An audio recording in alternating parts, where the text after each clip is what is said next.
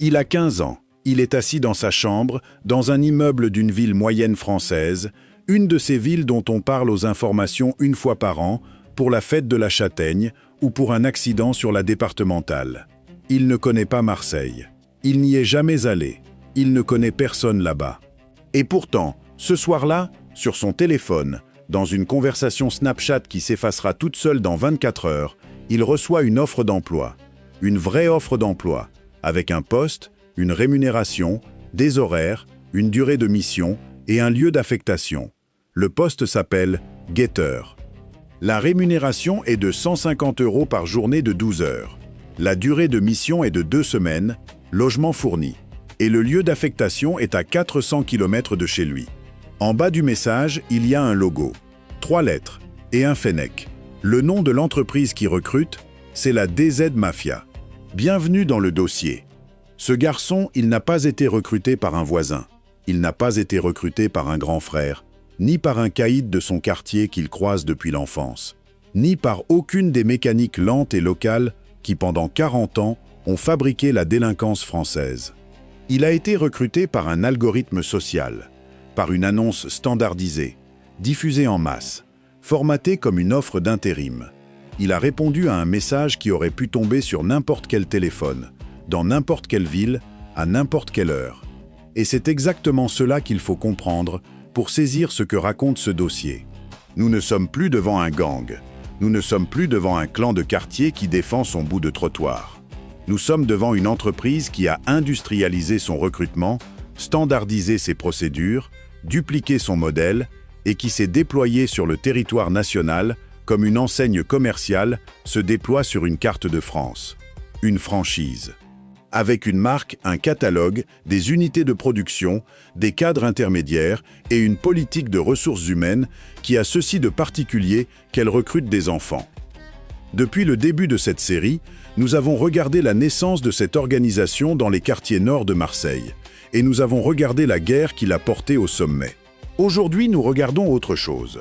Nous regardons la métastase. Nous regardons comment un phénomène marseillais est devenu un phénomène national en moins de 3 ans. Comment il a franchi le Rhône, remonté la vallée, atteint le Massif central, mordu sur l'Occitanie, sur la vallée du Rhône, sur le sud-ouest, sur la couronne lyonnaise. Nous regardons comment des villes de 40 000 habitants, qui n'avaient jamais connu de fusillade au fusil d'assaut, se sont retrouvées avec des points de vente tenus par des adolescents venus d'ailleurs.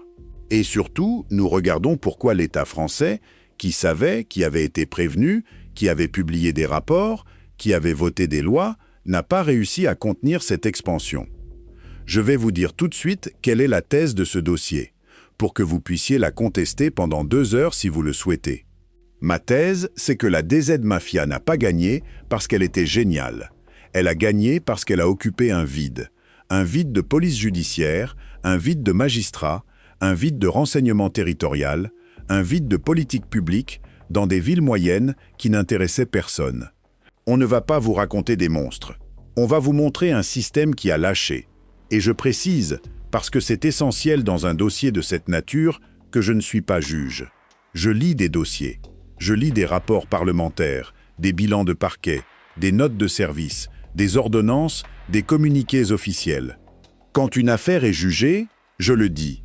Quand elle ne l'est pas, j'emploie le conditionnel. Et les personnes citées demeurent présumées innocentes jusqu'à décision définitive. Ce n'est pas une précaution de style. C'est la seule façon de faire ce travail honnêtement. Mais avant de suivre la carte de cette expansion, avant de comprendre comment une marque criminelle se réplique, il faut d'abord revenir au point d'origine. Il faut retourner à Marseille et regarder très précisément ce qui s'y est fabriqué entre 2023 et 2024. Parce que ce qui s'est passé là-bas n'était pas une guerre de territoire ordinaire. C'était un laboratoire. Le nom apparaît publiquement pour la première fois dans la nuit du 12 au 13 mars 2023. Cette nuit-là, dans les quartiers nord de Marseille, on découvre un corps dans le coffre d'une voiture incendiée. Ce n'est pas nouveau, malheureusement. Ce type de scène a un surnom local depuis des années.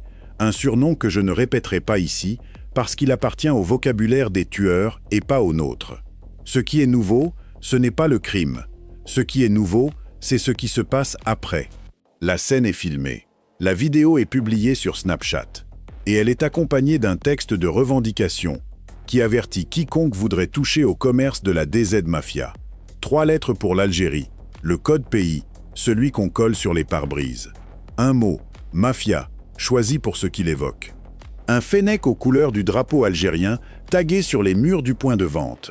Une identité visuelle complète, déposée sur un réseau social en une seule nuit. Arrêtons-nous là une seconde, parce que tout est déjà contenu dans ce moment. Le crime organisé français, historiquement, était un monde de discrétion. Le milieu corso marseillais, les équipes de braqueurs, les vieilles familles du grand banditisme, tout cela reposait sur une règle absolue, ne pas exister publiquement, ne pas apparaître, ne pas revendiquer. La visibilité, c'était la mort ou la prison. Ce qui se produit en mars 2023, c'est l'inversion totale de cette règle. La revendication devient l'outil. La publicité de la violence devient l'arme principale. Des criminologues français ont employé le mot d'hypervisibilité pour décrire ce basculement. Et le terme est juste. On ne cache plus, on diffuse. On ne terrorise plus les rivaux par la rumeur, on les terrorise par la story. Et cette hypervisibilité a une fonction économique très précise, qu'il faut nommer. Une marque criminelle visible, c'est une marque qui peut recruter à distance. C'est une marque qui peut s'implanter dans une ville où elle n'a personne, simplement parce que son nom précède ses hommes. C'est une marque qui peut racketter un commerce sans envoyer un seul homme, parce qu'il suffit d'écrire 3 lettres sur un mot. Le marketing de la terreur, ce n'est pas de la vanité d'adolescent.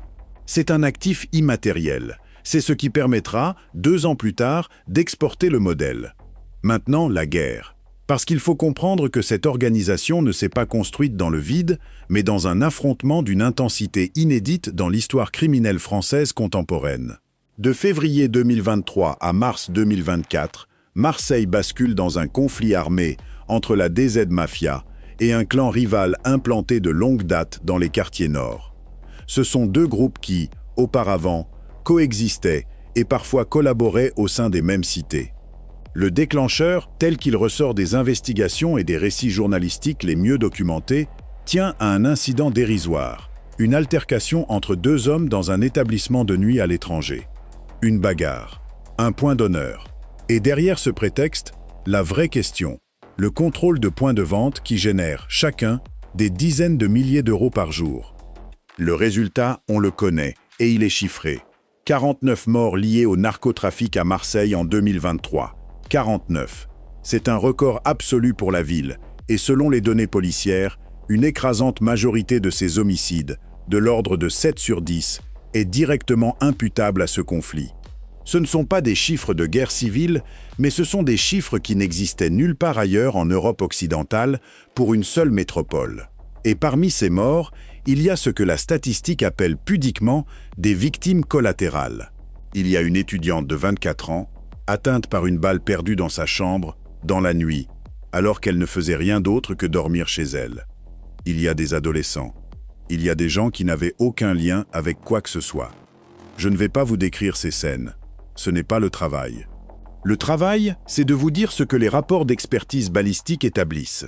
Que dans une part importante de ces dossiers, on retrouve des armes de guerre, des fusils d'assaut de calibre 7,62, des armes conçues pour un champ de bataille et utilisées dans des halls d'immeubles où vivent des familles. Et que dans une part croissante de ces mêmes dossiers, l'auteur présumé des coups de feu est un mineur. C'est ce point-là qui change tout. Selon les éléments présentés par la justice, une majorité des personnes mises en examen pour assassinat et tentative d'assassinat liées au trafic de stupéfiants à Marseille sur cette période avaient entre 14 et 21 ans. Le parquet de Marseille a fait état, pour la seule année 2024, de plus de 2250 petites mains du trafic présentées devant lui. 1 sur 4 était mineure.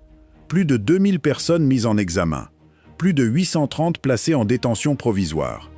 Et la Direction territoriale de la protection judiciaire de la jeunesse des Bouches-du-Rhône a documenté que plus de la moitié de ces mesures judiciaires, 55%, concernaient des infractions liées au trafic de stupéfiants, contre 23% en moyenne nationale, plus du double.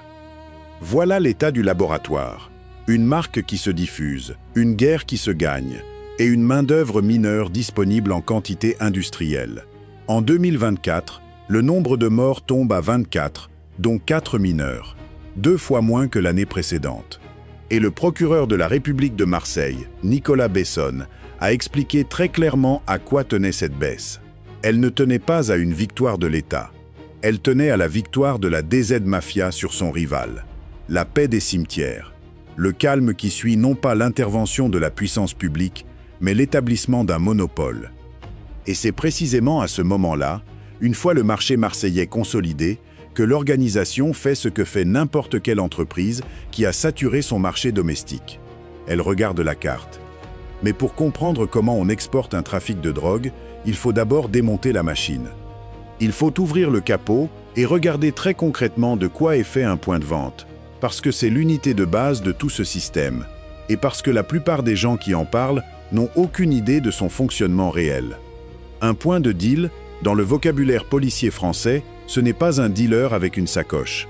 C'est une infrastructure. Elle occupe un espace physique précis, généralement le pied d'une tour, un hall, une allée, un parking souterrain, avec des accès contrôlés, des grilles soudées, des caméras de surveillance installées par les trafiquants eux-mêmes et parfois branchées illégalement sur le réseau électrique de l'immeuble.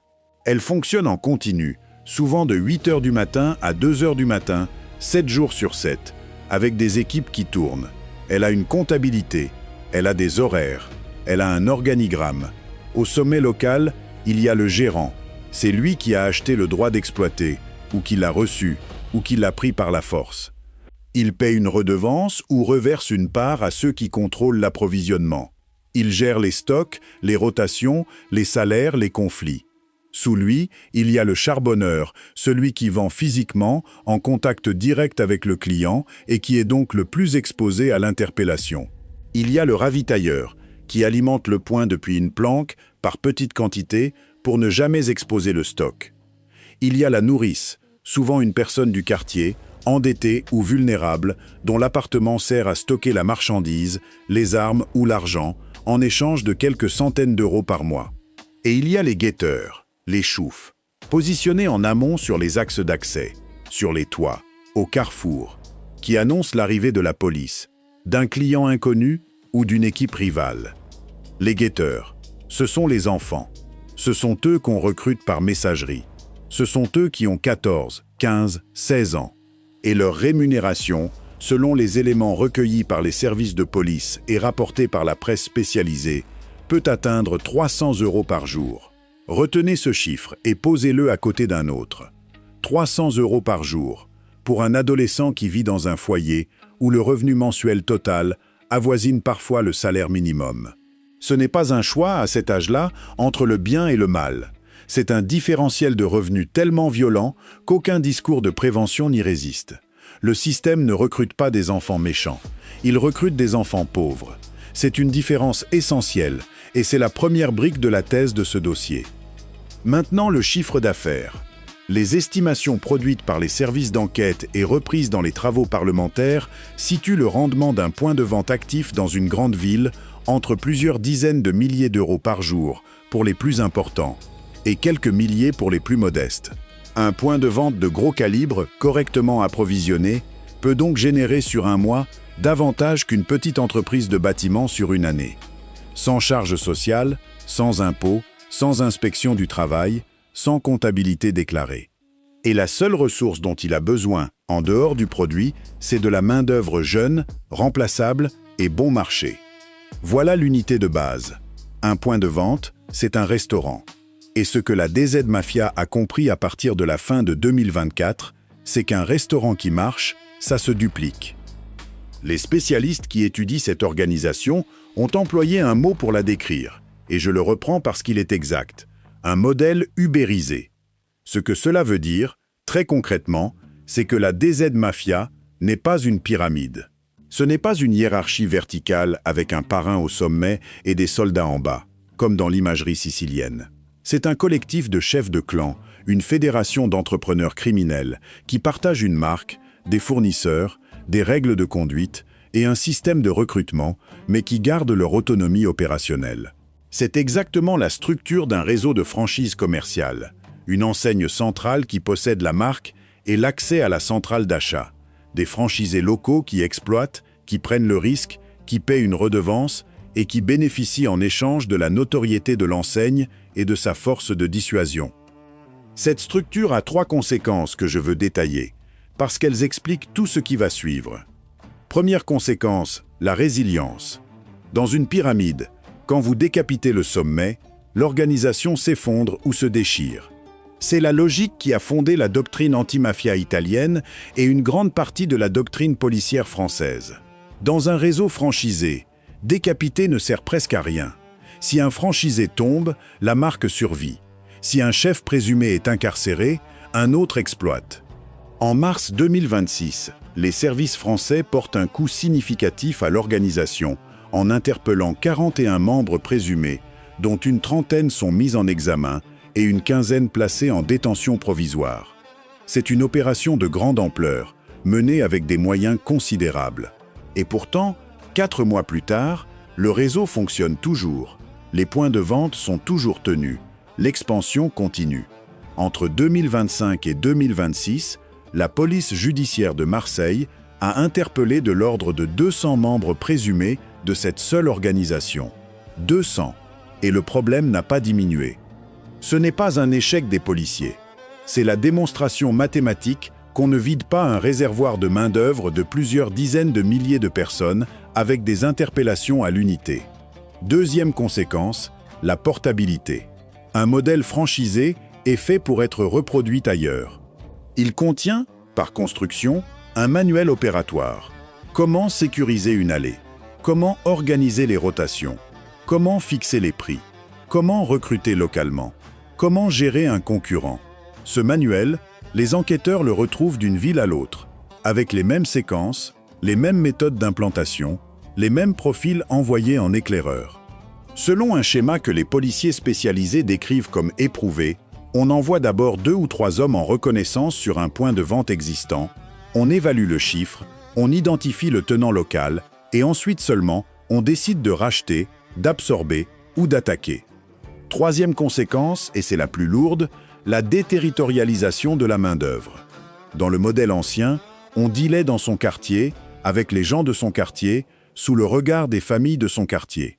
Ce contrôle social, aussi défaillant fût-il, produisait des limites. On ne tirait pas n'importe où, parce que les maires savaient qui vous étiez. Dans le modèle franchisé, on importe des adolescents recrutés à 300 ou 600 km, qui ne connaissent personne, que personne ne connaît, qui n'ont aucune attache locale, aucun visage à croiser le lendemain. Un garçon recruté en Bretagne et envoyé travailler dans le Gard n'a strictement aucune raison de retenue. Il n'a rien à perdre socialement, parce qu'il n'a rien socialement. Et c'est pour cela que la violence, dans les villes d'expansion, a été si brutale si vite. Ce n'est pas parce que les nouveaux arrivants sont plus cruels. C'est parce que le mécanisme de retenue le plus ancien de la délinquance urbaine, la honte devant les siens, a été supprimé par le simple fait de la logistique. Et à ce modèle s'ajoute une dimension que les enquêteurs ont vu apparaître ces 2 dernières années et qui bouscule toutes les grilles de lecture héritées, la place prise par des femmes dans des fonctions opérationnelles. Pendant des décennies, l'analyse policière française cantonnait les femmes au rôle de nourrices, c'est-à-dire de logeuses de marchandises. Les dossiers récents montrent autre chose, des rôles de logistique, de coordination, de désignation de cibles, et dans certains dossiers, une implication directe dans des faits de tentative d'assassinat ou dans la gestion d'armes de guerre. Là encore, ce n'est pas une anecdote, c'est le signe d'une organisation qui a cessé de reproduire les codes du milieu traditionnel et qui recrute désormais sur des critères purement fonctionnels, comme le ferait n'importe quelle structure économique en croissance rapide. Elle prend qui est disponible, qui est motivé et qui n'est pas dans le radar des services. Voilà la machine. Une marque, un manuel, une main-d'œuvre importée, une structure horizontale résistante aux décapitations. Il ne manque plus qu'une chose pour comprendre l'expansion, le produit.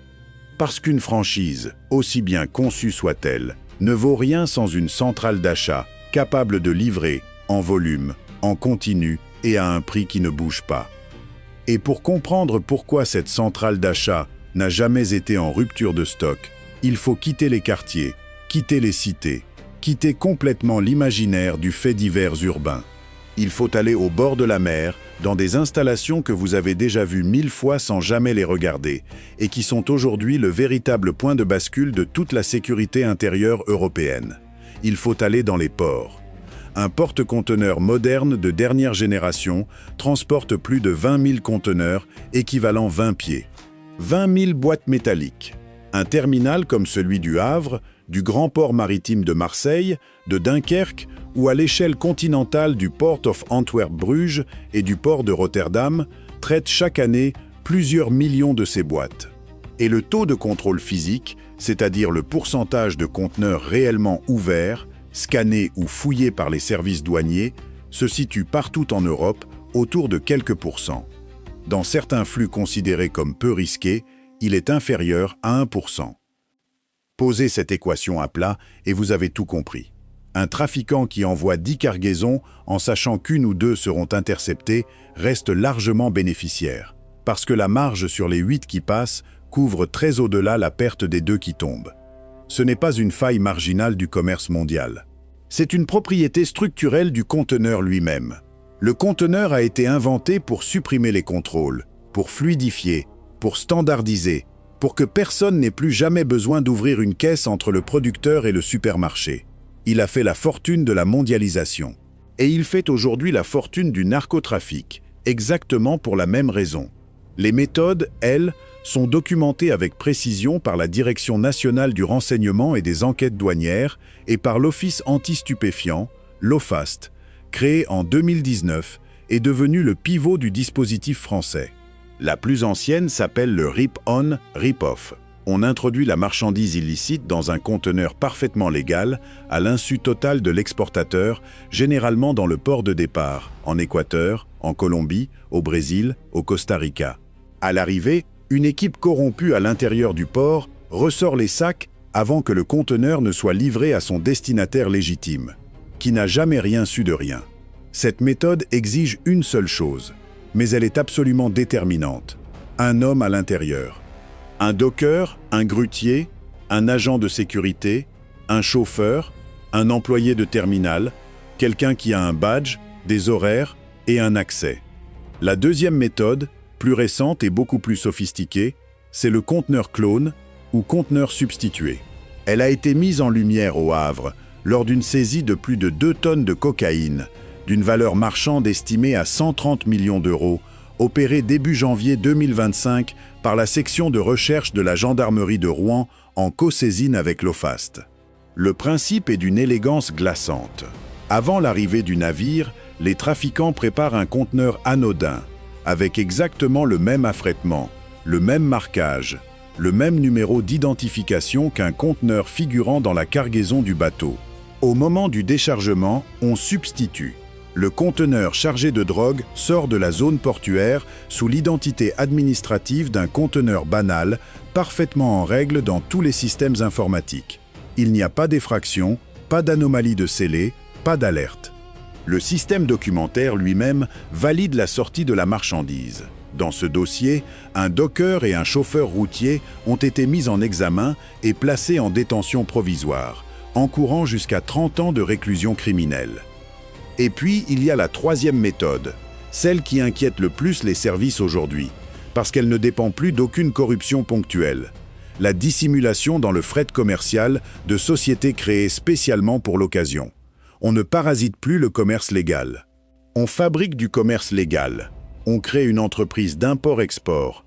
On lui donne une existence réelle, un local, un numéro de TVA intracommunautaire, un site internet, des factures, un commissaire aux comptes le cas échéant, et on lui fait importer pendant 6 mois, 1 an, 2 ans, des marchandises parfaitement honnêtes. Des bananes, du café, de l'ananas, du poisson congelé, des fleurs coupées. On construit méthodiquement un historique douanier irréprochable, un scoring de risque bas, une réputation de bon opérateur. Et un jour, sur un chargement parmi 100, on met autre chose. La Direction nationale du renseignement et des enquêtes douanières a explicitement constaté ce basculement méthodologique. Le RIP-on, RIP-off tend à être délaissé au profit de cette infiltration du commerce par sa création même. Regardez ce que ça change. Dans le premier cas, le crime s'accroche au commerce légal, comme un parasite. Dans le second, le crime est le commerce légal. Il paie ses droits de douane. Il déclare ses revenus. Il salarie du personnel. Il est référencé chez les transitaires. Et il devient par construction presque invisible pour un dispositif de contrôle fondé sur l'analyse de risque et sur l'historique de l'opérateur. C'est un point que je veux vraiment souligner, parce qu'il détruit une idée reçue. La sophistication du narcotrafic ne se mesure pas à ses armes, elle se mesure à la qualité de sa comptabilité. Maintenant, les volumes. Et ici, je vais vous donner des chiffres officiels, parce qu'ils racontent une histoire que personne ne raconte correctement. En 2023, les saisies de cocaïne au Port of Antwerp-Bruges atteignent 121 tonnes. 121 tonnes saisies dans un seul port en un an.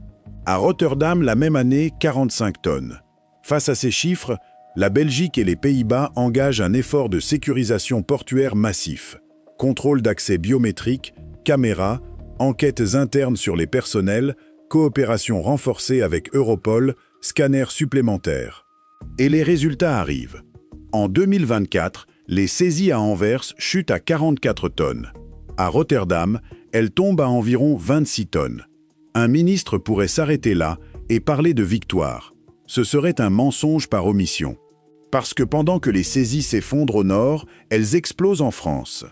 En 2023, le port du Havre enregistre 5 tonnes 3 de cocaïne saisie. En 2024, 14 tonnes 4, presque un triplement en 12 mois. Sur l'ensemble du territoire national, les saisies de cocaïne passent d'un peu plus de 20 tonnes en 2023 à 53 tonnes et demie en 2024, soit une hausse de l'ordre de 130%. Et en 2025, elles atteignent 84 tonnes. 84 tonnes de cocaïne saisies en une seule année sur le territoire français, soit une progression supplémentaire de près de 60%. Pour la seule douane française, plus de 31 tonnes interceptées en 2025, en hausse de 49%, pour une valeur marchande approchant 1,5 milliard d'euros. Toutes substances confondues, 109 tonnes retirées des circuits illégaux, représentant environ 2,2 milliards d'euros, soit 78% de plus que l'année précédente. Le cannabis suit la même courbe, 127 tonnes saisies en 2025 contre 101 l'année d'avant.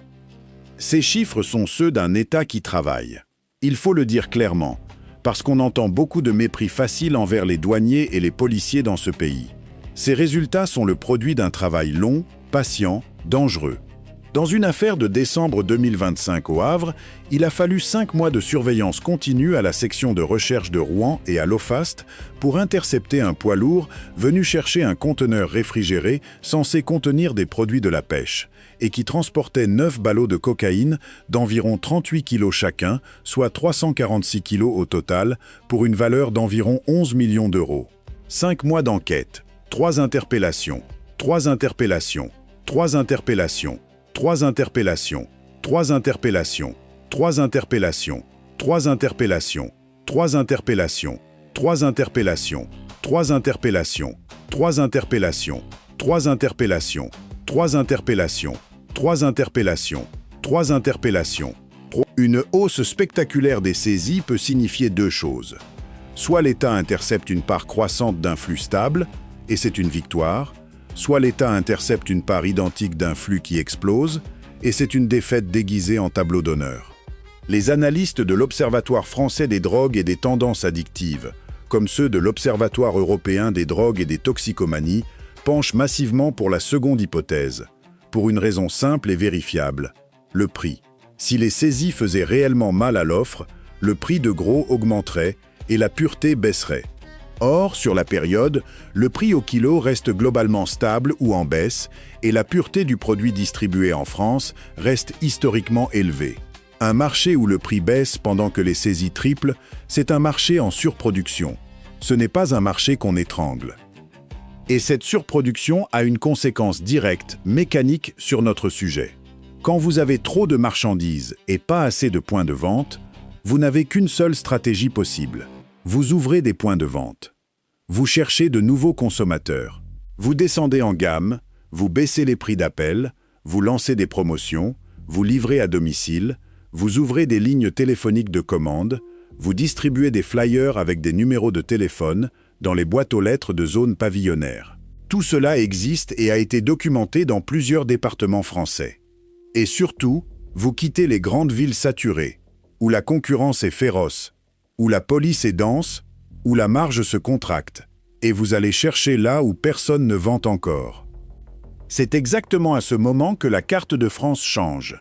Et c'est cette carte qu'il faut maintenant regarder ville par ville, parce que la mécanique de la conquête est d'une régularité qui devrait, à elle seule, suffire à alerter n'importe quel décideur public. Il y a une phrase, prononcée par un ancien maire d'une ville du Gard, qui résume mieux que 3 rapports parlementaires la logique de cette expansion. Quand les dealers ont épuisé Aix, puis Avignon, ils s'attaquent désormais à Nîmes, puis à Alès. C'est tout. C'est une phrase de commerçant. C'est la description d'un plan de développement régional prononcé par un élu qui a regardé le phénomène arriver chez lui comme on regarde une enseigne ouvrir une succursale. Regardons la mécanique précisément, parce qu'elle est reproductible, et parce que sa reproductibilité est le cœur du problème. Première étape, la sélection du marché. Une ville moyenne française présente, pour une organisation criminelle, un profil économique presque parfait. Elle compte entre 30 000 et 150 000 habitants. Elle possède au moins un quartier prioritaire de la politique de la ville avec un chômage des jeunes très supérieur à la moyenne nationale. Elle dispose d'une consommation de stupéfiants réelle, mais mal servie, historiquement approvisionnée par de petites structures artisanales, familiales, sans capacité d'importation directe. Elle est reliée par autoroute à un axe majeur. Et surtout, elle est policièrement légère. Un commissariat dimensionné pour la délinquance ordinaire, quelques enquêteurs de police judiciaire départementale, aucun groupe spécialisé permanent en criminalité organisée, et un tribunal judiciaire dont le parquet compte une poignée de magistrats pour traiter l'ensemble du contentieux pénal du ressort. En termes de gestion du risque, c'est un marché à faible concurrence et à faible pression réglementaire. C'est le rêve de n'importe quel directeur du développement. Deuxième étape, la reconnaissance. On envoie 2 ou 3 éclaireurs. Ils s'installent, ils observent le point de vente local, ils comptent les clients, ils évaluent le chiffre journalier, ils identifient qui tient, avec combien d'hommes et surtout avec quels appuis. À Clermont-Ferrand, les policiers spécialisés ont décrit ce schéma avec une clarté rare. Dès le début de l'année 2025, les points de vente du chef-lieu du Puy-de-Dôme attirent les convoitises sur fond de recomposition locale des rapports de force après le démantèlement de réseaux préexistants. Et selon un schéma éprouvé dans d'autres départements, 2 premiers éclaireurs se seraient implantés en mars sur un point de vente en lisière du centre-ville. 2 hommes. C'est tout ce qu'il faut pour ouvrir un dossier d'expansion. Notez bien ce détail, parce qu'il est important. L'expansion ne se fait pas prioritairement là où il n'y a rien. Elle se fait là où il y a un vide de pouvoir. Quand une opération policière démantèle un réseau local, elle crée mécaniquement une opportunité de marché pour une organisation plus puissante, mieux capitalisée, capable de prendre la place dans les semaines qui suivent. C'est un effet pervers massif des politiques de coups de filet et il est connu des criminologues depuis des décennies sous des formes diverses. Si vous démantelez sans occuper le terrain ensuite, vous ne réduisez pas le trafic. Vous en changez simplement le propriétaire en faveur du plus fort. Troisième étape, la prise de contrôle. Elle prend 3 formes possibles, par ordre croissant de violence. La première, c'est le rachat pacifique. On propose au tenant local un approvisionnement moins cher, plus régulier, de meilleure qualité, en échange d'une redevance et de l'affiliation à la marque. Beaucoup acceptent, parce que c'est rationnel, leur marge augmente. La deuxième, c'est l'absorption sous contrainte. On fait la même proposition, mais on l'accompagne d'une démonstration. Un véhicule incendié, des tirs de nuit sur une façade, un message envoyé au bon numéro. La troisième, c'est l'attaque directe, quand le tenant local refuse et dispose lui-même d'une capacité armée. C'est cette troisième forme qui produit les faits divers que vous voyez au journal télévisé et qui donne l'impression d'une violence gratuite et inexplicable dans des villes paisibles. Elle n'est ni gratuite ni inexplicable.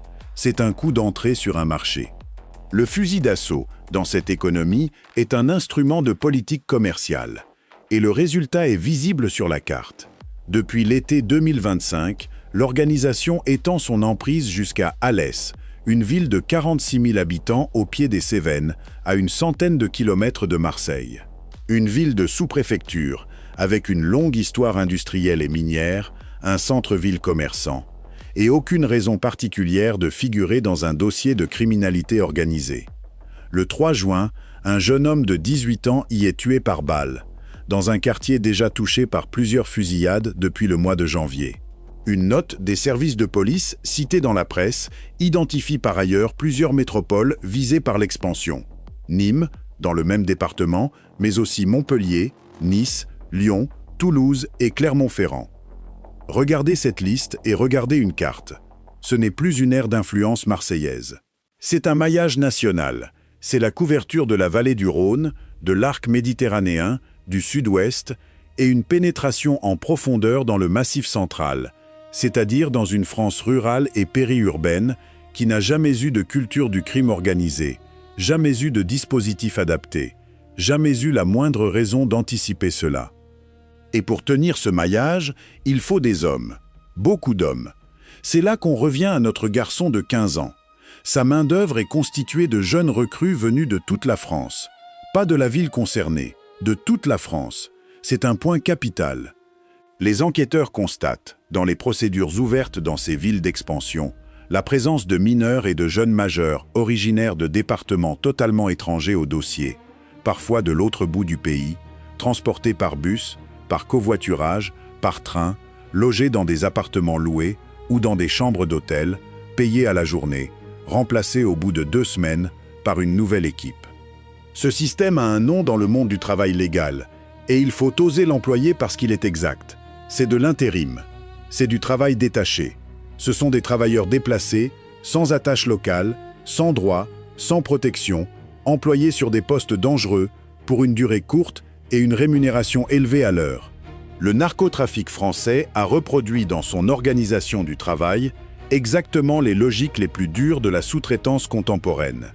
Et il les a poussés à leur terme logique, la main-d'œuvre est jetable, remplaçable, anonyme, et sa mortalité est intégrée dans le modèle économique.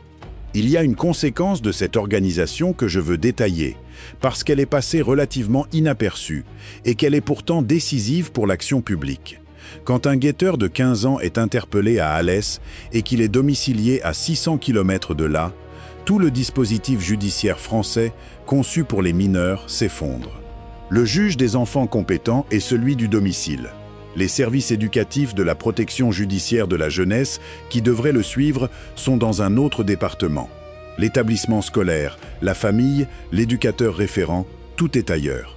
Une mesure éducative prononcée dans ces conditions, dans un ressort qui ne connaît ni l'enfant ni son milieu, avec des services déjà saturés, a une efficacité qui tend vers zéro. L'organisation n'a probablement pas conçu cette dispersion pour neutraliser la justice des mineurs. Mais elle produit exactement cet effet, et personne n'a corrigé le dispositif. Deuxième conséquence, l'intimidation des élus. Parce qu'une franchise qui s'implante dans une ville moyenne rencontre, très vite, un obstacle qu'elle ne rencontrait pas dans une métropole. Dans une grande ville, le maire est loin, protégé, entouré, inaccessible. Dans une ville de 46 000 habitants, le maire habite dans la ville. Il fait ses courses dans la ville. Son adresse est connue de tous. Ses enfants sont scolarisés là. Il est physiquement atteignable. Le 21 juillet 2026, dans la nuit, le maire d'Alès, Christophe Rivanc, a été exfiltré de son domicile par le RAID, après des menaces de mort visant sa personne et sa famille. Il avait reçu, quelques jours plus tôt, une enveloppe contenant 2 balles. Le parquet national anticriminalité organisée s'est saisi de l'enquête. Les investigations sont en cours, et à ce stade, aucune responsabilité n'est judiciairement établie contre quiconque. Je veux qu'on s'arrête sur cet événement, parce qu'il constitue une rupture dont je ne suis pas certain que le pays ait pris toute la mesure. Un maire de la République française, dans une ville de sous-préfecture, extrait de son domicile en pleine nuit par une unité d'élite de la police nationale, en raison de menaces émanant d'une organisation criminelle liée au trafic de stupéfiants. Ce n'est pas un fait divers. C'est un indicateur constitutionnel. C'est le moment où une organisation criminelle cesse de contester le monopole de la violence sur un hall d'immeuble et commence à contester l'autorité de l'élu local sur sa commune. L'Association des maires de France a réagi en appelant à déployer toutes les forces disponibles dans ce combat. Des responsables politiques de tous les bords, d'une extrémité à l'autre de l'échiquier, ont exprimé leur solidarité, ce qui, dans la France politique de 2026, mérite d'être noté. Et ce n'était pas un cas isolé. D'autres élus locaux, dans plusieurs départements du Sud, ont fait état de menaces, de pressions, de dégradations, parfois de tentatives d'approche pour obtenir des informations sur des dispositifs de vidéoprotection ou sur des projets d'aménagement. Il faut nommer ce que cela signifie. Une organisation qui menace un élu ne cherche pas seulement à se venger. Elle cherche à obtenir un comportement. Elle cherche à ce qu'une caméra ne soit pas installée, à ce qu'une opération ne soit pas demandée, à ce qu'une déclaration ne soit pas faite, à ce qu'un bail commercial soit renouvelé. C'est le BA-et-BA du mode opératoire mafieux, tel que la sociologie italienne l'a décrit depuis 40 ans. La mafia ne veut pas détruire l'État local, elle veut le rendre docile. Et l'expérience italienne montre que ce processus est extraordinairement difficile à inverser une fois qu'il a commencé. Mais avant d'en arriver aux réponses de l'État, il faut suivre l'argent. Parce qu'aucun de ces développements, aucune de ces implantations, aucun de ces salaires versés à des adolescents dans 15 départements différents ne serait possible sans une machine financière capable d'absorber, de nettoyer et de replacer des sommes que la plupart des gens ont du mal à se représenter. 6 milliards d'euros. C'est l'ordre de grandeur du blanchiment annuel issu du narcotrafic en France, tel qu'il est retenu aujourd'hui comme priorité d'action par le Parquet national anticriminalité organisée. 6 milliards d'euros par an à faire disparaître, à faire réapparaître propre et à réinvestir. Pour vous donner une échelle, c'est du même ordre que le budget annuel de fonctionnement de plusieurs ministères français réunis. Et pour cette seule organisation, les investigations journalistiques les plus récentes évoquent un chiffre d'affaires annuel se comptant en milliards d'euros. Le premier problème du narcotrafiquant n'est pas de vendre. Vendre est facile, la demande est là. Son premier problème, c'est le liquide. Un point de vente encaisse en billets de 10, de 20 et de 50 euros. Un kilo de cocaïne vendu au détail génère un volume physique de billets qui, une fois multiplié par des tonnes, devient un problème logistique brutal. 1 million d'euros en billets de 20, cela pèse environ 50 kilos et remplit une grande valise. 10 millions, c'est une camionnette. Les services d'enquête découvrent régulièrement, dans des appartements de banlieue, des sacs de sport contenant des centaines de milliers d'euros compressés sous vide, parce que personne dans la chaîne ne sait quoi en faire assez vite. Alors comment on nettoie? Il y a plusieurs circuits, et ils fonctionnent en parallèle, jamais isolément. Le premier, le plus classique et le plus solide, c'est la société écran adossée à une activité réelle. Ici, il faut être précis, parce que la confusion est permanente dans le débat public. Une société écran efficace n'est pas une coquille vide. Une coquille vide se repère en 10 minutes. Une bonne société de blanchiment, c'est une entreprise qui existe vraiment, qui a des clients réels, qui produit un service réel, mais dont le chiffre d'affaires déclaré est gonflé par des recettes fictives payées en espèces. Les secteurs cibles sont toujours les mêmes. Dans tous les pays du monde, pour la même raison, ce sont les secteurs où le paiement en liquide reste normal et où le service rendu est difficile à vérifier a posteriori.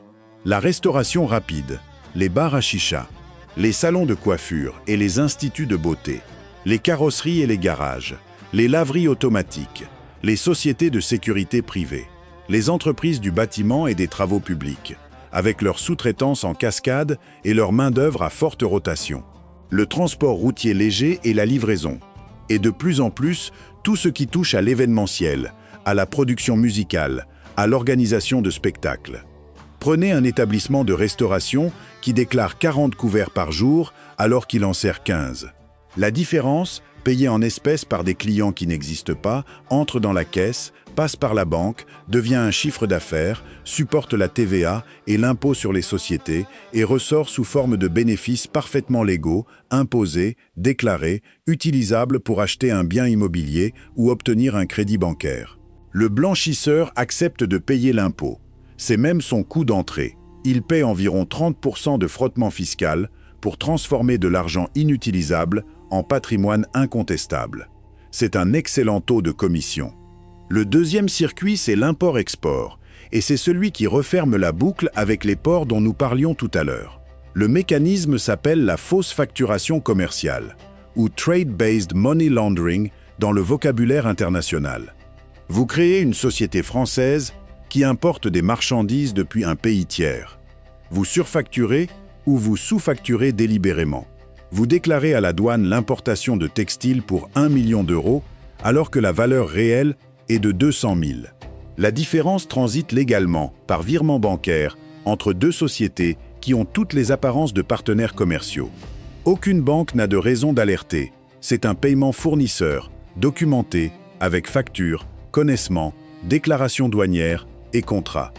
Et cette même société, qui blanchit par le haut, peut aussi servir par le bas, en devenant précisément l'importateur au dossier douanier irréprochable dont nous parlions. Le circuit financier et le circuit logistique fusionnent. La même entité fait entrer la marchandise et sortir l'argent. Le troisième circuit, c'est la compensation, souvent désigné par le mot « hawala », un système de transfert de valeur sans mouvement de fonds qui existe depuis des siècles et qui, en soi, n'a rien de criminel. Le principe est d'une simplicité redoutable. Un collecteur reçoit des espèces à Marseille. Un correspondant, à Dubaï, à Alger, à Casablanca ou à Istanbul, remet la contre-valeur aux bénéficiaires. Aucun euro ne traverse aucune frontière. Aucune transaction bancaire n'existe. Les deux intermédiaires tiennent simplement une créance l'un envers l'autre, qu'ils compenseront plus tard par un flux commercial légal en sens inverse. Pour un enquêteur, il n'y a rien à saisir, rien à tracer, rien à geler, parce qu'il n'y a littéralement aucune transaction financière au sens juridique du terme. Il y a seulement 2 tas d'argent liquide dans 2 pays différents et une écriture sur un carnet ou aujourd'hui sur une messagerie chiffrée. Le quatrième circuit, plus récent, ce sont les actifs numériques. Il faut ici sortir du fantasme. Les cryptoactifs ne sont pas anonymes, ils sont pseudonymes. Et les registres publics sont l'un des rares endroits où la traçabilité est meilleure que dans la finance traditionnelle. Les services français, notamment Tracfin, la cellule de renseignement financier de Bercy et les enquêteurs spécialisés de l'Office central pour la répression de la grande délinquance financière, ont développé de vraies capacités d'analyse de chaîne. Mais les criminels ont adapté. Usage de services de mixage, conversion en jetons stables sur des plateformes non conformes, fractionnement en centaines de petits transferts par des porteurs recrutés en ligne. Et surtout, retour au liquide par des vendeurs de gré à gré. Ce qui rend le sujet dangereux n'est pas la technologie, c'est la vitesse. Un flux qui prenait 3 semaines par les circuits classiques prend aujourd'hui 3 heures. Et au bout de tous ces circuits, il y a toujours la même chose, de la pierre. L'immobilier reste le réceptacle final, en France comme ailleurs. Un appartement, un local commercial, un fonds de commerce, une résidence dans un pays du Golfe où l'acquisition par des sociétés étrangères est facilitée. Parce que la pierre est stable, parce qu'elle produit un revenu locatif justifiable et parce qu'elle donne accès au crédit bancaire, c'est-à-dire à l'infrastructure financière légitime. Face à cela, qu'est-ce que l'État français a construit? Beaucoup en réalité, et c'est un point d'honnêteté à porter au dossier. Tracfin reçoit chaque année plusieurs dizaines de milliers de déclarations de soupçons des banques, des notaires, des professionnels du chiffre. Le parquet national financier existe. L'Agence de gestion et de recouvrement des avoirs saisis et confisqués, l'AGRASC, gère les biens saisis et confisqués, et son activité a considérablement progressé.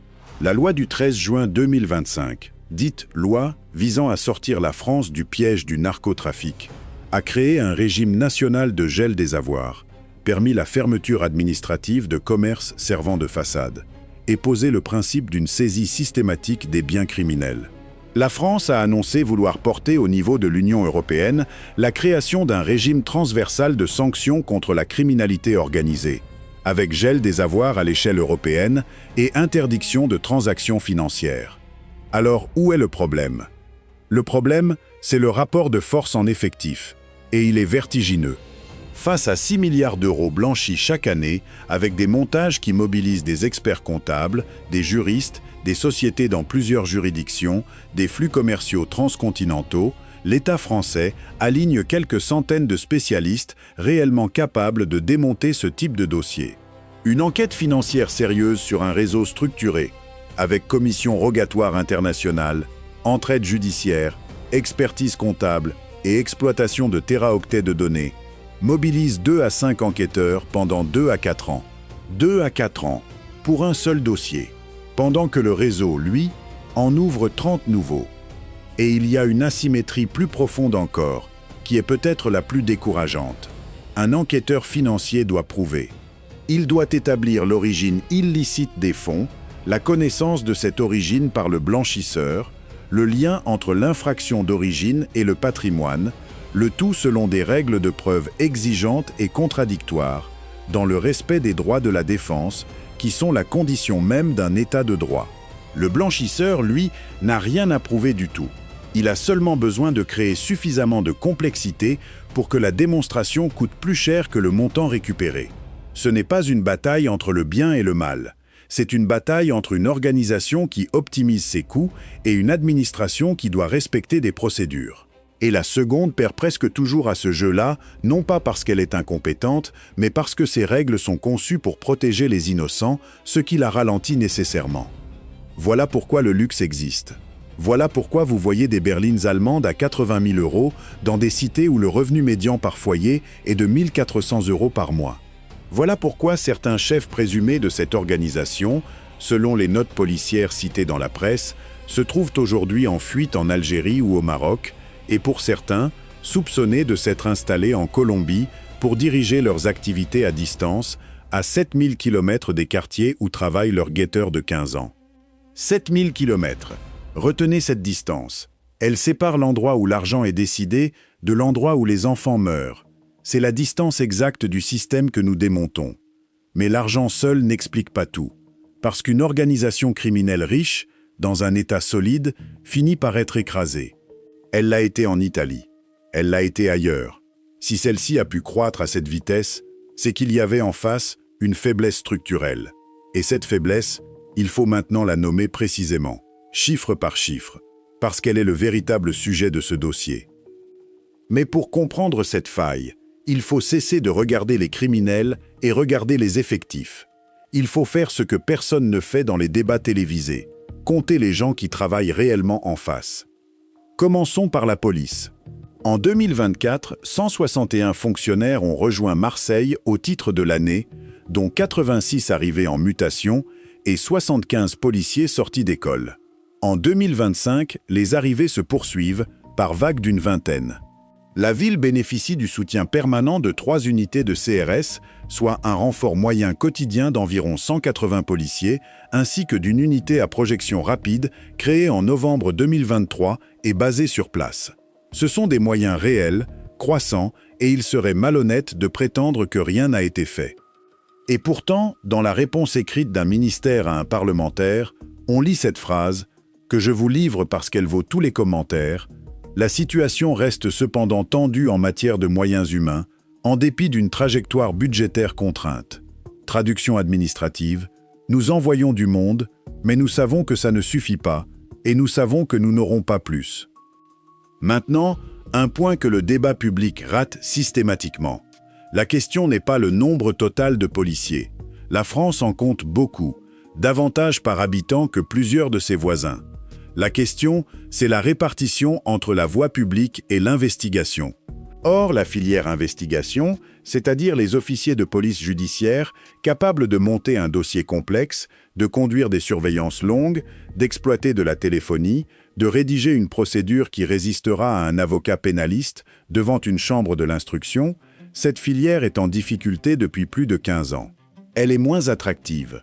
Les horaires y sont impossibles. La charge administrative écrasante, la reconnaissance faible. Les efforts engagés nationalement en sa faveur, reconnaît le ministère, porteront leurs fruits à terme. À terme. Pendant ce temps, la franchise ouvre. Passons à la justice, et là, les chiffres sont plus durs encore. Les comparaisons européennes établies par la Commission européenne pour l'efficacité de la justice, la CEPEJ, placent la France, année après année, très en dessous de la médiane des pays du Conseil de l'Europe pour le nombre de juges et de procureurs par habitant. Nous avons, selon les exercices de comparaison, de l'ordre de la moitié à un tiers du nombre de magistrats du parquet par habitant de la médiane européenne. La France dépense, par habitant, nettement moins pour son système judiciaire que des pays de richesse comparables. Ce n'est pas une opinion militante, ce sont des données publiées et discutées depuis 20 ans, y compris par les gouvernements successifs eux-mêmes. Concrètement, qu'est-ce que ça donne ? Un procureur d'un tribunal judiciaire de taille moyenne traite plusieurs milliers de procédures par an. Il prend des décisions d'orientation en quelques minutes, souvent par téléphone, de nuit, sur des affaires dont il ne connaîtra jamais le détail. Un juge d'instruction spécialisé porte simultanément plusieurs dizaines de dossiers, dont certains comptent des dizaines de milliers de pages et des centaines de scellés. Les juridictions interrégionales spécialisées, les JIR, créées en 2004 précisément pour traiter la criminalité organisée, sont saturées depuis des années.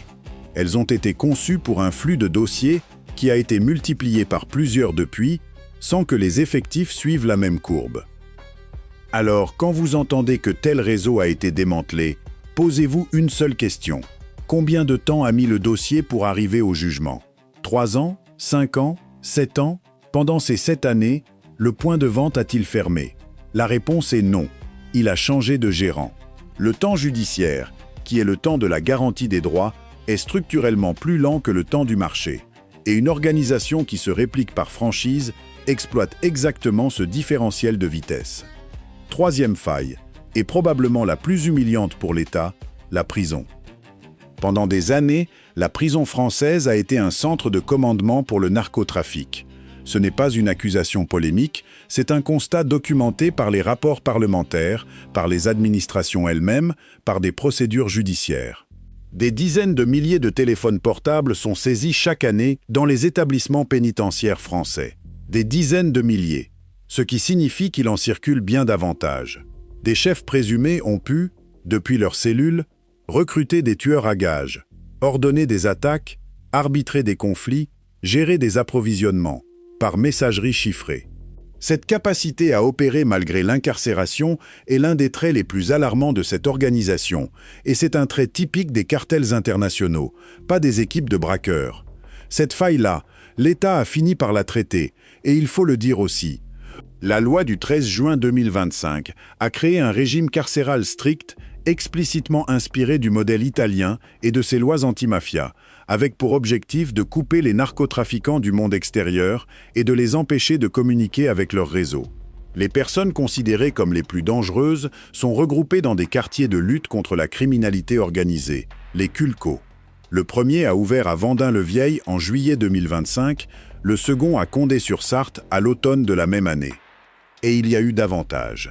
Le 5 janvier 2026, au tribunal judiciaire de Paris, le parquet national anticriminalité organisée, le PNACO, est entré en fonction. C'est une création majeure, conçue sur le modèle du parquet national antiterroriste et du parquet national financier. Il est dirigé par une procureure de la République anticriminalité organisée, Vanessa Perret, précédemment à la tête de l'agence chargée des avoirs saisis et confisqués, ce qui n'est pas anodin quand on sait que la priorité affichée est le blanchiment. Il dispose d'une compétence nationale concurrente et d'un pouvoir d'évocation. Il peut se saisir directement de dossiers traités ailleurs, dès lors qu'ils présentent une complexité particulière, par leur gravité, le nombre d'auteurs ou de victimes, ou leur dimension interrégionale ou internationale. Il coordonne à l'échelle nationale le travail des JIR. Il a hérité à son lancement de 170 dossiers issus de la juridiction nationale qui le précédait. Et son organisation prévoit que sur chaque affaire, 2 magistrats travaillent conjointement, l'un sur le volet criminalité organisée, l'autre sur le volet financier. C'est intelligent. C'est ce que réclamaient les praticiens depuis des années. Et la loi a également créé un délit spécifique de recrutement de mineurs, puni de 7 ans d'emprisonnement et de 150 000 € d'amende, renforcé le statut de repenti et donné de nouveaux outils de gel immédiat des avoirs et de fermeture administrative des commerces de façade. Alors pourquoi est-ce que je vous parle encore de failles ?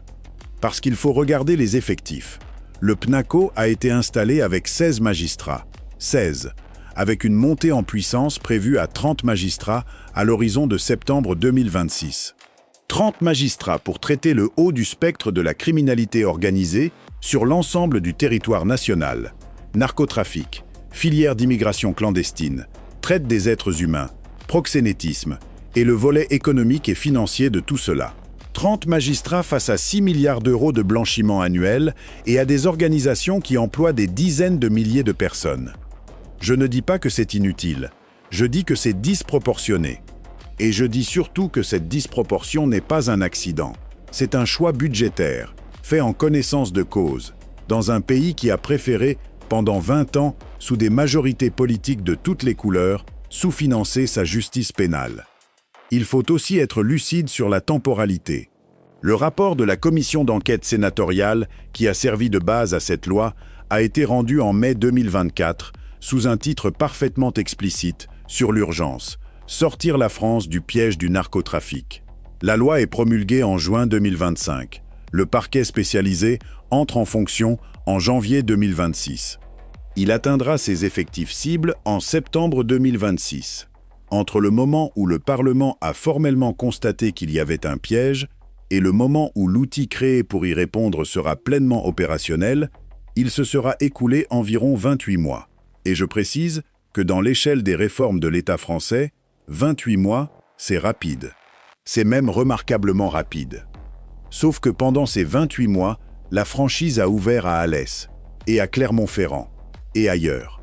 Voilà la vraie nature de cette faille, et je veux la formuler aussi précisément que possible, parce que c'est le cœur de tout ce dossier.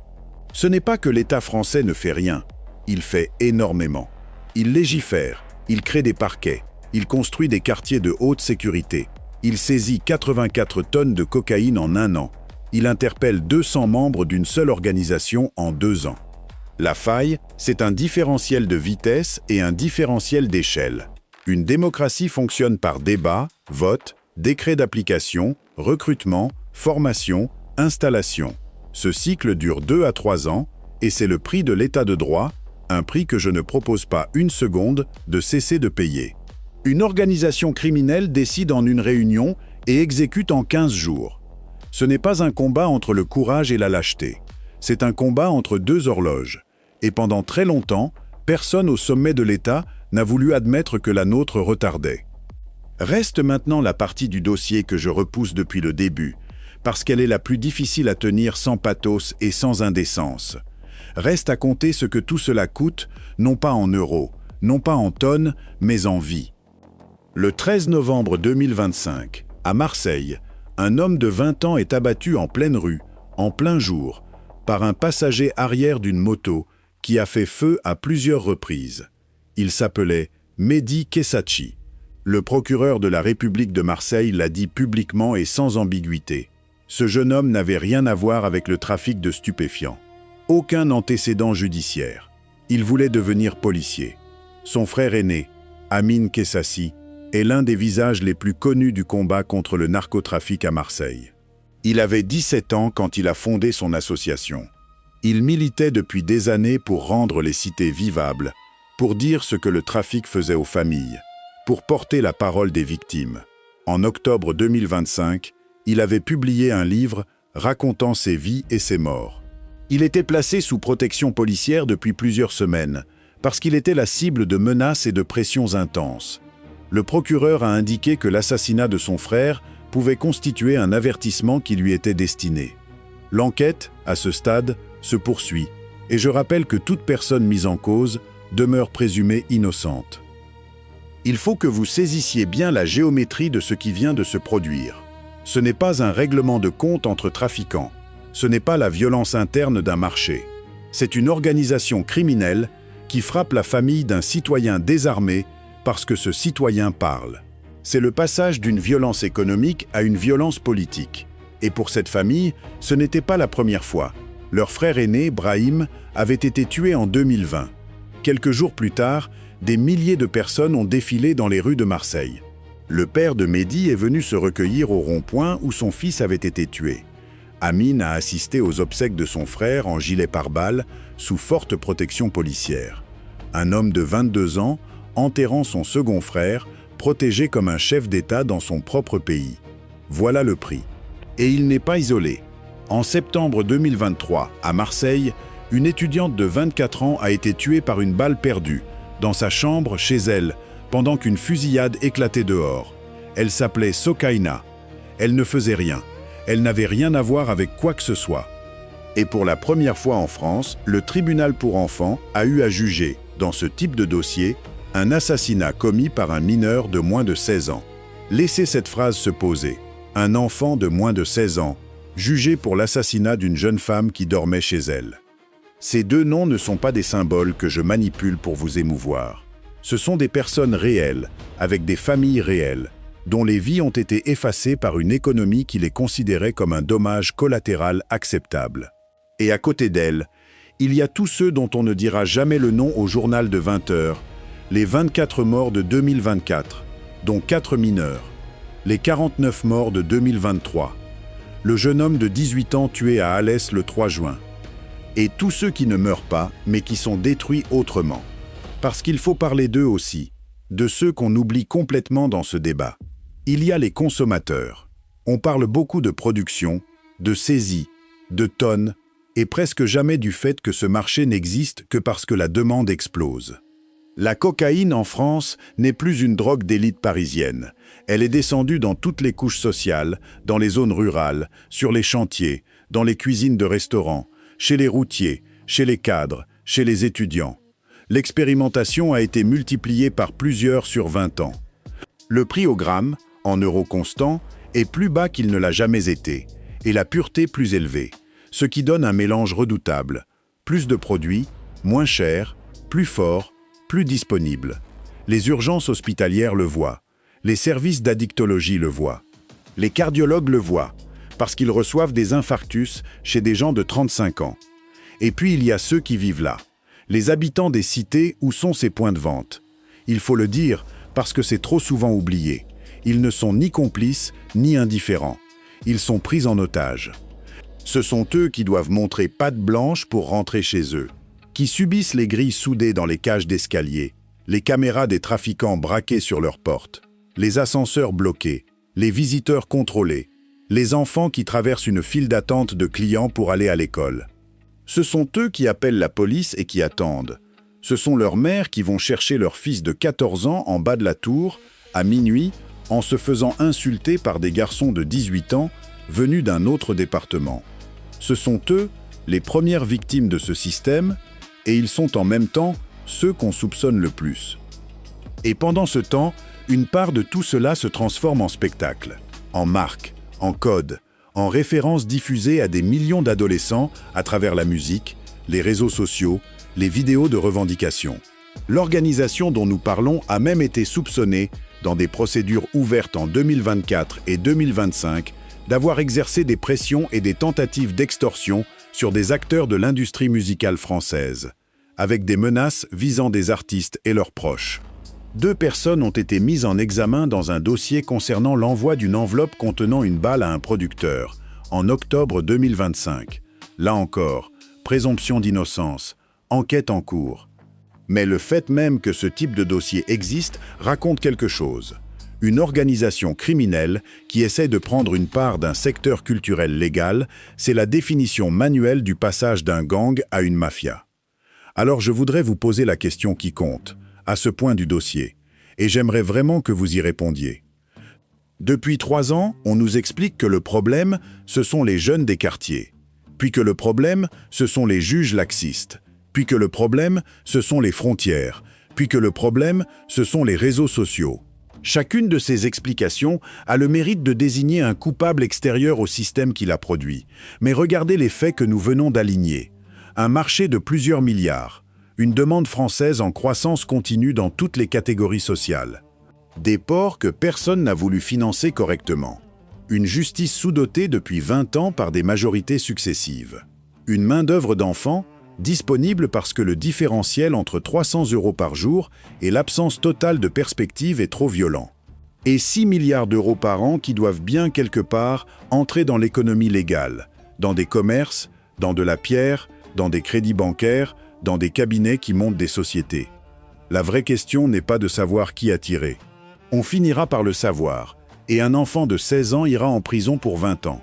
La vraie question, c'est À qui profite que rien ne change? Dites-le moi en commentaire. Pas une insulte, pas un slogan. Votre analyse.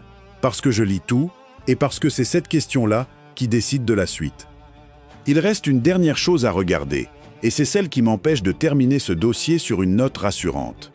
Quand une organisation criminelle est frappée, il y a deux issues possibles. Soit elle s'effondre, soit elle mue. Et tout ce que montrent les dossiers ouverts depuis 18 mois indique que nous sommes dans le second cas. Regardez la séquence. Des chefs présumés incarcérés dans des quartiers de haute sécurité conçus pour les couper du monde. D'autres en fuite à l'étranger, en Algérie, au Maroc et pour certains soupçonnés d'être installés en Amérique du Sud, au plus près des zones de production. Un homme présenté comme l'une des figures du réseau, en cavale pendant près de 2 ans, interpellé devant sa résidence espagnole en avril 2026 par la Brigade nationale de recherche des fugitifs, alors qu'il venait d'être condamné par contumace à 25 ans de réclusion criminelle. Un autre chef présumé mis en examen en juin 2026 pour association de malfaiteurs. 41 membres présumés interpellés en mars. 200 en 2 ans. Et le trafic continue. Les points de vente tournent. L'expansion se poursuit. Un maire est exfiltré de chez lui en juillet 2026. Ce que cela raconte est très simple et très grave. La génération qui a fondé cette organisation est en train de sortir du jeu. Et elle a déjà été remplacée. Les garçons qui tenaient les guetteurs en 2023 sont les gérants de 2026.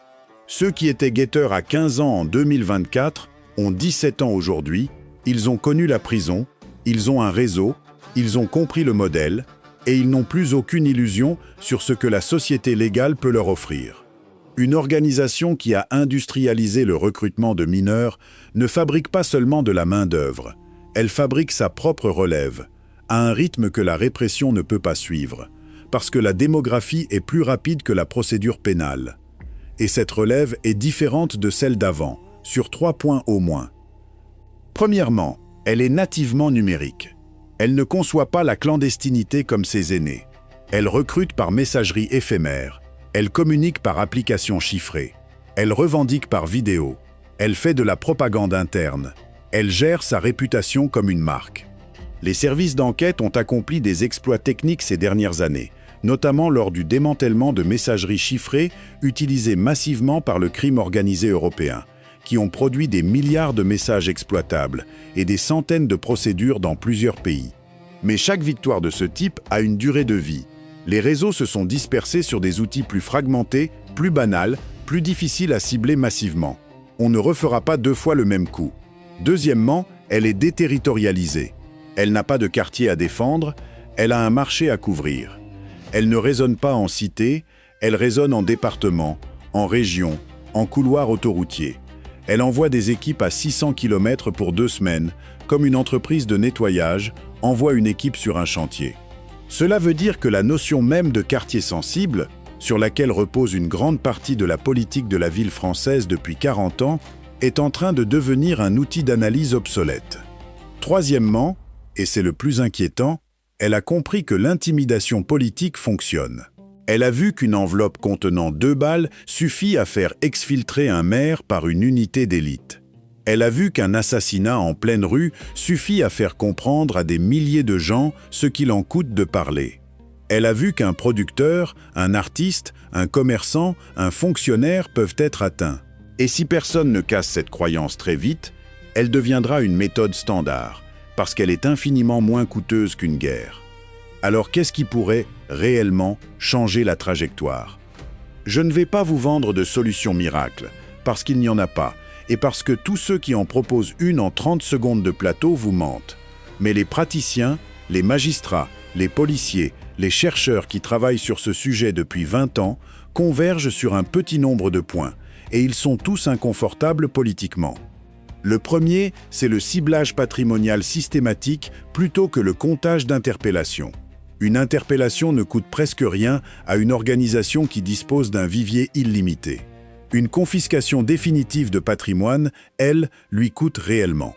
Les outils existent désormais dans la loi française, avec le gel des avoirs, la fermeture administrative des commerces de façade, la saisie systématique. Reste à savoir si on donnera à 30 magistrats les moyens humains de les utiliser à l'échelle de 6 milliards d'euros par an. Le deuxième, c'est le port. Tant que le taux de contrôle des conteneurs restera de quelques pourcents, aucune politique de sécurité intérieure ne tiendra, parce que l'offre continuera d'arriver moins chère que la répression ne peut la retirer. Sécuriser les accès, contrôler les personnels, enquêter sur la corruption interne, financer les scanners, harmoniser les standards au niveau européen, c'est technique, c'est coûteux, ça ne produit aucune image spectaculaire au journal télévisé, et c'est probablement le levier le plus efficace qui existe. Le troisième, c'est la protection réelle de ceux qui parlent. Témoins, repentis, familles, élus, journalistes. La loi de 2025 a renforcé le statut de repenti, et c'est une avancée. Mais le modèle italien, dont tout le monde se réclame en France, n'a pas fonctionné grâce à ces seules lois. Il a fonctionné parce que l'État a réellement protégé des milliers de personnes, pendant des décennies, à un coût considérable, et parce qu'il a été crédible dans cette protection. Et le quatrième, celui dont personne ne veut parler, c'est la demande. Un marché de plusieurs milliards d'euros n'existe pas parce que des trafiquants sont méchants. Il existe parce que des millions de Français achètent. Tant que ce fait sera traité comme un détail moral plutôt que comme la variable centrale de l'équation, nous continuerons à financer, chaque week-end, chaque soirée, chaque commande, exactement le système que nous prétendons combattre. Si ce dossier vous a fait voir l'ampleur du problème, soutenez la chaîne. Un like, un abonnement, un partage à quelqu'un qui répète encore que tout ça se passe loin de chez lui, c'est ce qui permet de continuer à démonter ce système. Ce travail prend des semaines de lecture de rapports, de bilans de parquet, de textes de loi. Il n'existe que si vous le faites exister. Je termine par où j'ai commencé. Par un garçon de 15 ans, dans une chambre, dans une ville moyenne, avec un téléphone dans les mains et une offre d'emploi qui va s'effacer dans 24 heures. Il n'a pas choisi de naître là. Il n'a pas conçu la mondialisation du conteneur, ni la sous-dotation de la justice française, ni le prix de gros de la cocaïne colombienne, ni les 6 milliards d'euros qui doivent trouver une lessiveuse chaque année. Il n'a rien décidé de tout cela. On lui a simplement présenté, à 15 ans, le meilleur contrat de travail qu'on lui ait jamais proposé. Il l'acceptera peut-être. Il gagnera 300 euros par jour pendant quelques mois. Et puis il tombera, d'une manière ou d'une autre, et il sera remplacé le lendemain matin par un autre garçon, dans une autre chambre, dans une autre ville. Le point de vente, lui, n'aura pas fermé une seule heure. C'est ça, une franchise. Elle survit à ses employés.